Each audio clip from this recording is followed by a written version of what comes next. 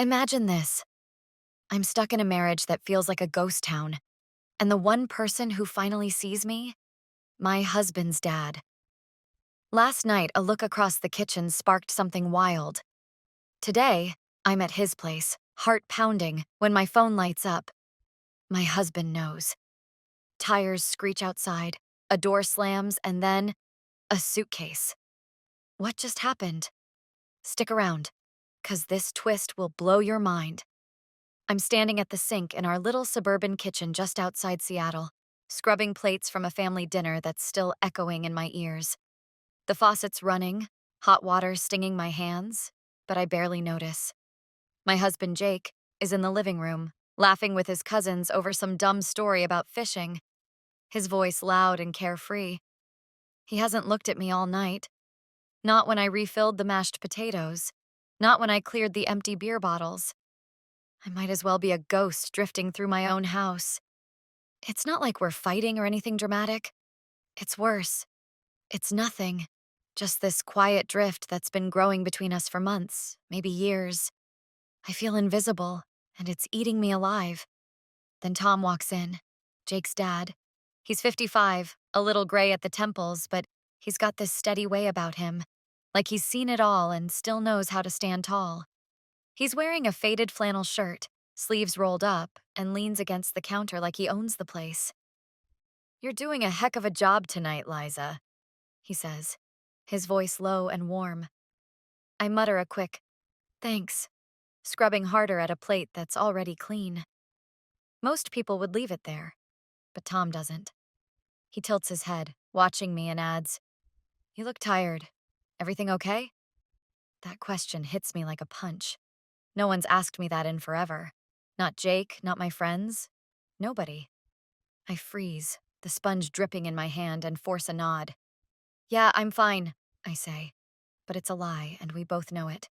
My chest tightens, and for a second, I think I might crack right there, spill everything about how lonely I've been. But I don't. I just stand there, caught in his gaze. His eyes are sharp, like he's seeing straight through me, and it's unsettling, but nice. Too nice. "You sure?" he presses, stepping a little closer. The air shifts, gets heavy. I can smell the faint cedar from his cologne, mixed with the dish soap, and it's dizzying. "Yeah," I whisper, but my voice shakes. He doesn't push more, just keeps looking at me, and I swear my stomach does this weird flip I haven't felt in years. It's not supposed to feel like this. He's Jake's dad, for crying out loud.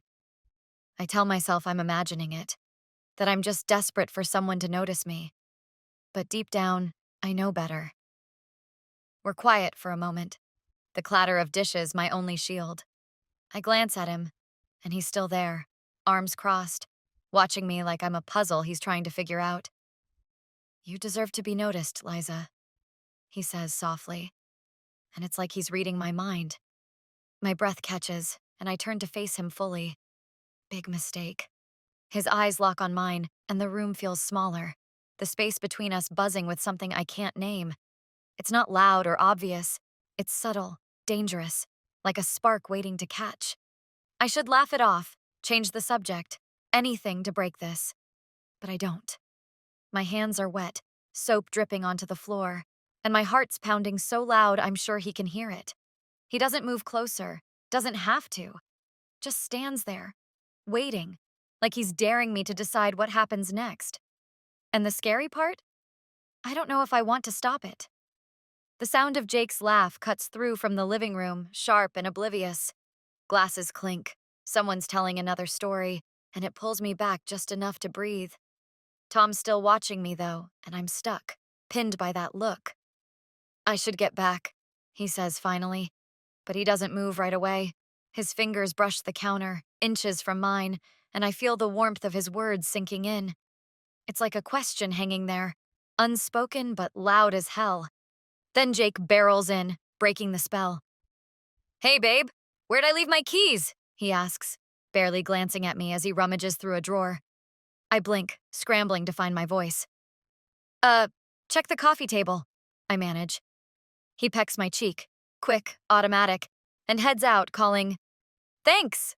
over his shoulder. He's gone as fast as he came, clueless about the storm he just walked through.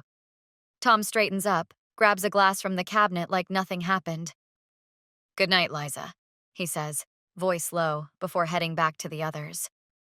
I'm left alone, gripping the sink, my hands shaking. The water's still running, steam rising, but I don't move.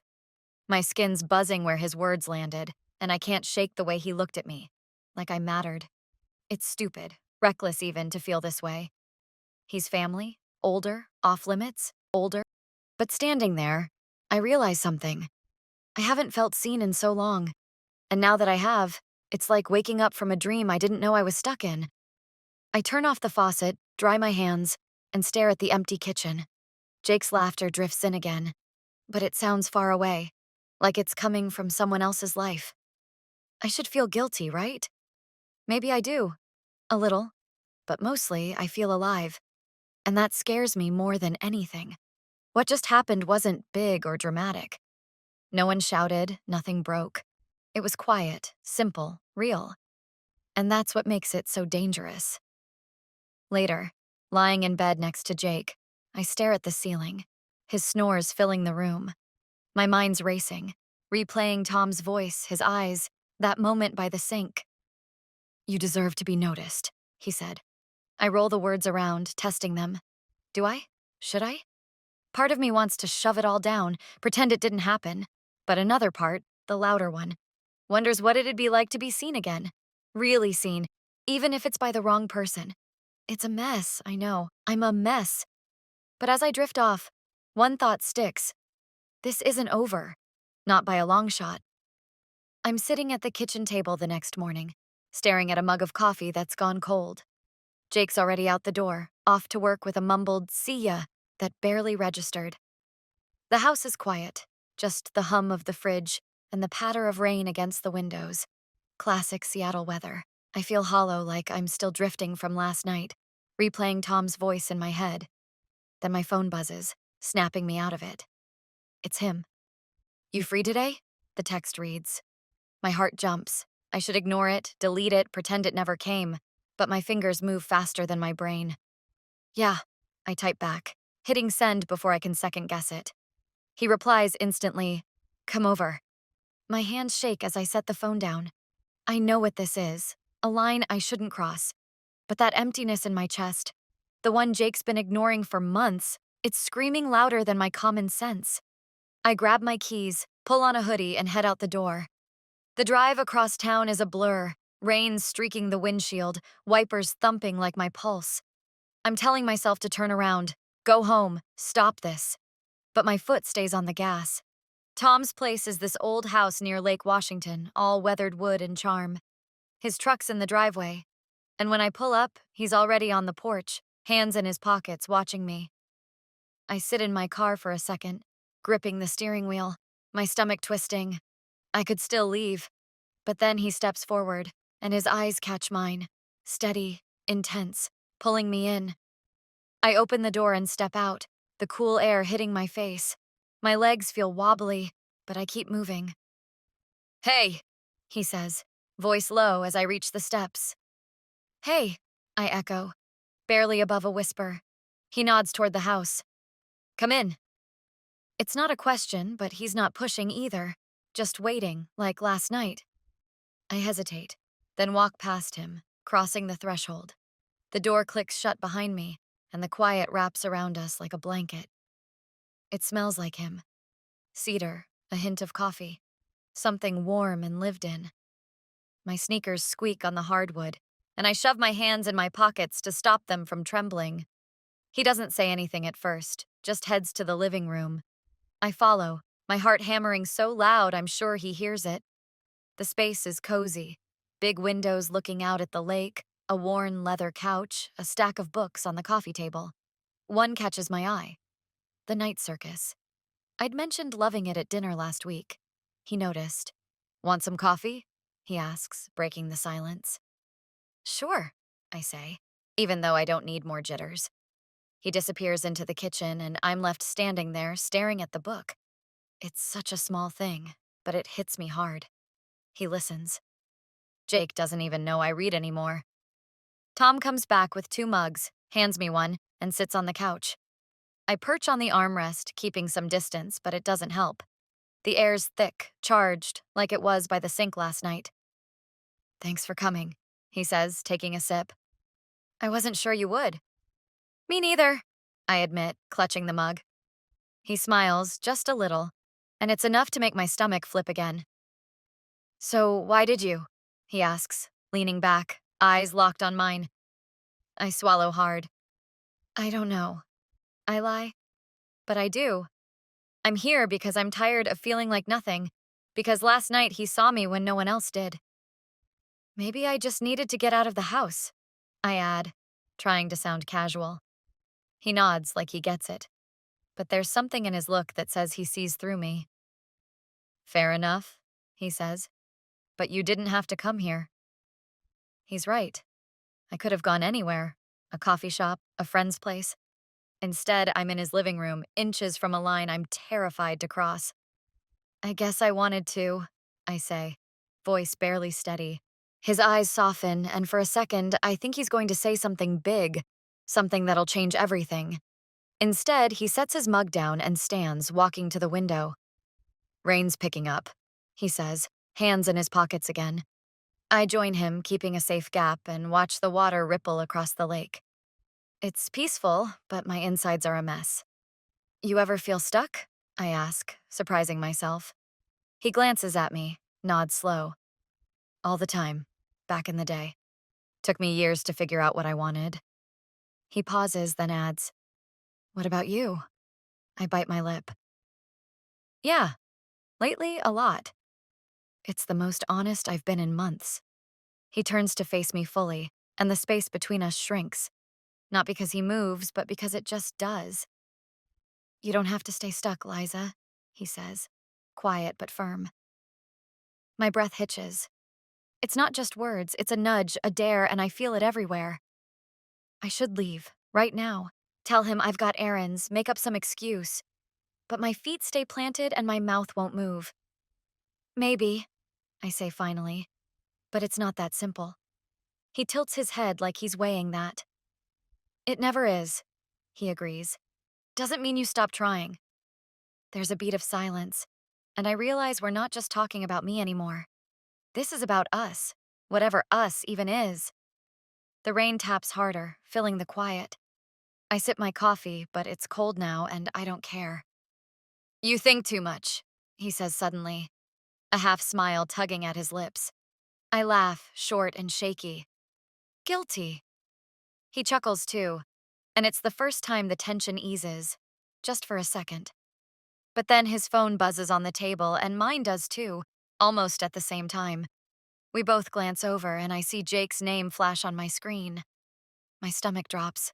Tom's jaw tightens, but he doesn't move. Neither do I. The moment's gone, and whatever's coming next, I know it's not good.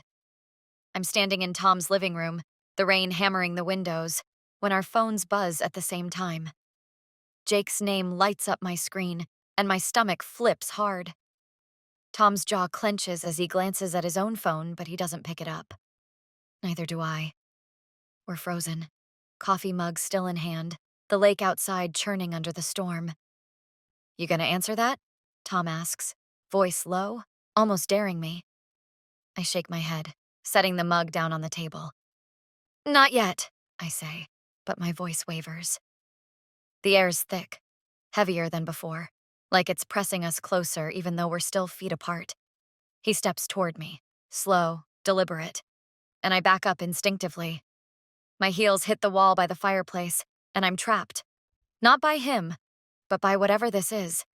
He stops just short, close enough that I can feel the warmth of his steady gaze again. "This is wrong," I whisper, more to myself than him. "I know," he says, but his eyes don't leave mine. They're steady, searching, and it's like he's pulling me apart without even trying. My heart's racing, every nerve screaming at me to bolt, but my feet won't budge. "You should go," he says, but it's weak, like he doesn't mean it. "Yeah," I agree, but I don't move either. The space between us is electric, buzzing with all the stuff we're not saying. I can hear the rain, the faint crackle of the fireplace he lit earlier, but it's drowned out by the pounding in my chest. Why aren't you leaving? I ask, throwing his own question back at him. He exhales, a small, rough sound. I don't know. And there's something raw in his voice about your situation that catches me off guard. I should. We both should. He's right. This isn't some movie moment. It's real, messy, and way too close to a line we can't uncross. But standing there, pinned by his gaze, I feel more alive than I have in months. It's stupid, reckless, and I hate myself for it. But it's true. What are we doing, Tom? I ask, barely above a whisper. He runs a hand through his hair, gray strands catching the light. I don't know, Liza, but I can't stop thinking about you. My breath hitches. It's the first time he said it out loud, and it lands like a spark on dry grass. I open my mouth to respond, but my phone buzzes again, louder, sharper. Jake. I glance at it, still on the table, and see his name flashing like a warning sign. Tom's phone goes off too, and he curses under his breath. He's persistent, he mutters, stepping back just enough to break the tension. I nod, swallowing hard, but my eyes stay on him. Maybe he knows something's up, I say, half joking, half terrified. Tom's face shifts. Something flickers there, like doubt or guilt, and it makes my stomach twist. The buzzing stops, and for a second, I think we're in the clear. Then it starts again, and this time it's a text. I can't help it. I look. I know, it says. My heart drops like a stone. Another buzz. Don't move! I'm coming! The words hit me like ice water, and I freeze, staring at the screen. Tom's watching me, his own phone in hand now, and I can tell he's seen something too. What's it say? He asks, voice tight. I hold it up, hands shaking. He knows, I say, and it's all I can get out. How? He asks, stepping closer again, but I'm already spiraling. I don't know, I snap, sharper than I mean to. Maybe he saw me leave. Maybe he's guessing. My mind's racing. Did he see my car? Track my phone? Or is this just Jake being Jake, paranoid and dramatic? Tom sets his phone down, and I catch a glimpse. Jake's texted him too. What did he say to you? I ask, voice trembling. Same thing, Tom says, rubbing his neck. He's on his way. The room tilts. I press my back harder against the wall, trying to ground myself. What do we do? I ask, looking at him like he's got answers. He shrugs, helpless for once. Wait, I guess. See what he knows.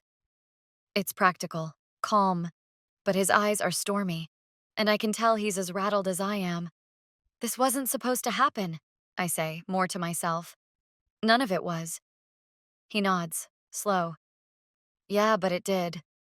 I want to argue, to rewind everything. Last night, this morning, every look and word that got us here. But there's no time. The rain's pounding harder, matching the chaos in my head. You think he's mad? I ask, grasping for something solid. Tom tilts his head. Wouldn't you be? It's a fair point, and it stings. I picture Jake's face, red, confused, hurt, and guilt slams into me. I didn't mean for this, I say, voice cracking. I don't know what I meant. I get it, Tom says, softer now. You're not the only one who's lost here. It's not an excuse, just a fact, and it makes me feel less alone but no less screwed. My phone buzzes again. Jake's closer. I can feel it. We should have stopped this last night, I say, meeting his eyes. He nods, but there's a flicker there, like he's not sure he agrees. Maybe, he says. Or maybe we needed to figure out why it started. That hits me hard. Why did it? Loneliness? Boredom? Something real? I don't have an answer, and it's killing me. The fireplace pops, the only sound for a moment, and I realize how close we still are. Too close. Step back, I say, not because I want him to, but because I need him to. He does, hands up like he's surrendering, and the space feels colder instantly. My phone lights up again. Another text, but I don't look. I can't.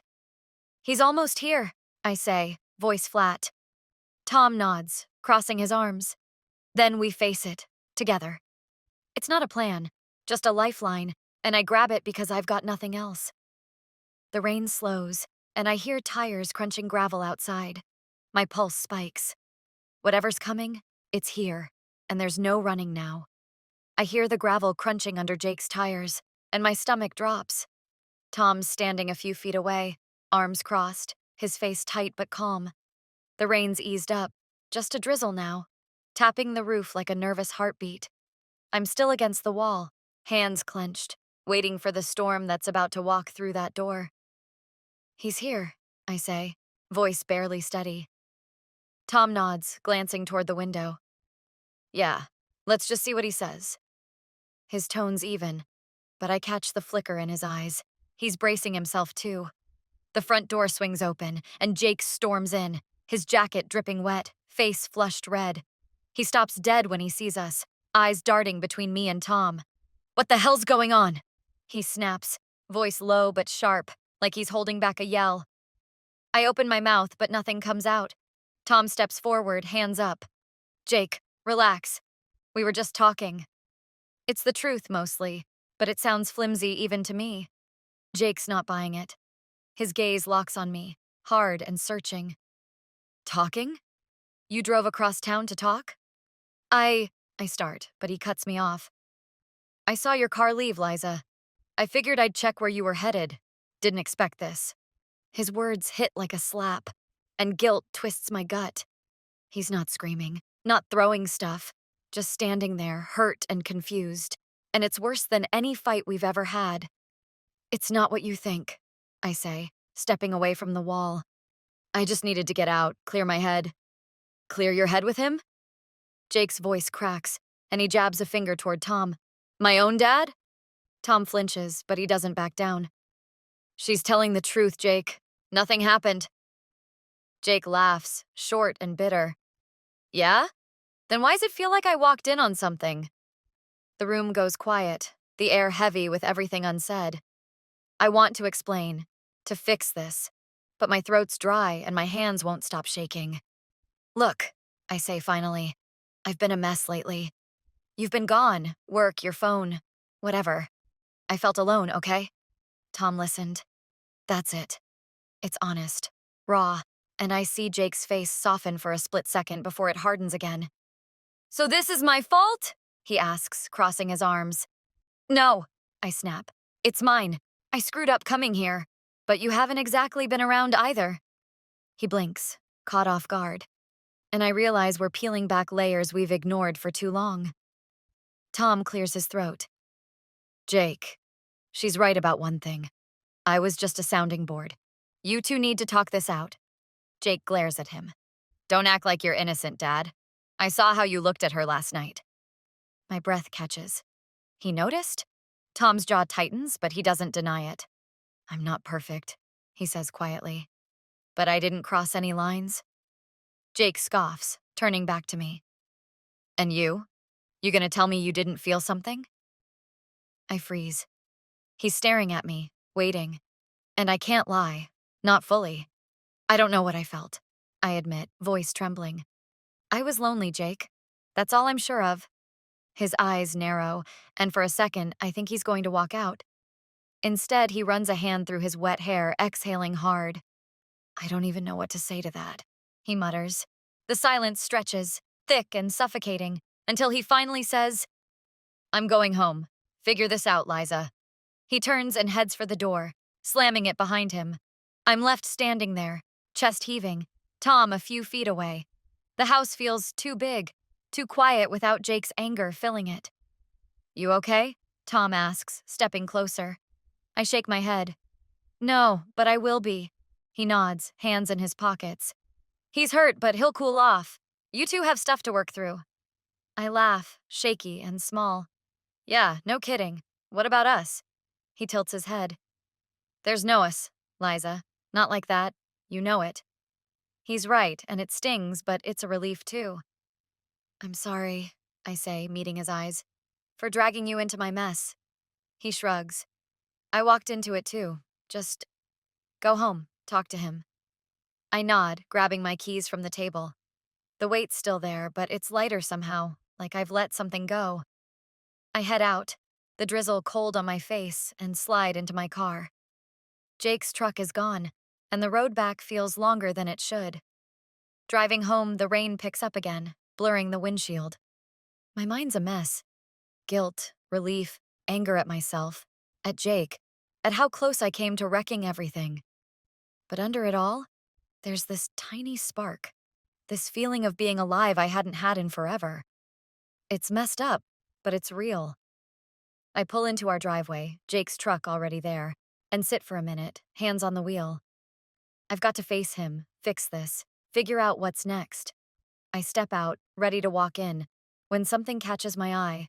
A note tucked under my wiper, soaked but readable. I grab it, heart pounding, and unfold it. It's Tom's handwriting. "You're enough. Don't forget that." I stare at it, rain smudging the ink, and feel a rush, gratitude, confusion, something deeper. I shove it in my pocket and head inside, bracing for Jake. But when I open the door, he's not in the living room. The house is dark, quiet, except for a faint sound upstairs. I climb the steps, pulse racing, and find our bedroom door cracked open. Jake's on the bed, head in his hands, and next to him, a suitcase, packed. He looks up, eyes red, and says, "I can't do this, Liza." Before I can speak, he grabs the bag and brushes past me, leaving me standing there, the note burning a hole in my pocket as the front door slams shut. If you loved this, give it a thumbs up, subscribe, drop a comment, and pass it along to your buddies. This is an artistic and fictional creation intended for both entertainment and educational purposes. Any resemblance to actual people or events is purely coincidental. Some scenes and dialogues in the video are part of a dramatized performance and incorporate elements of grotesque, satire, and exaggeration. The creator stands against discrimination, violence, and hatred. This channel fully complies with YouTube's policies and does not infringe upon copyright laws.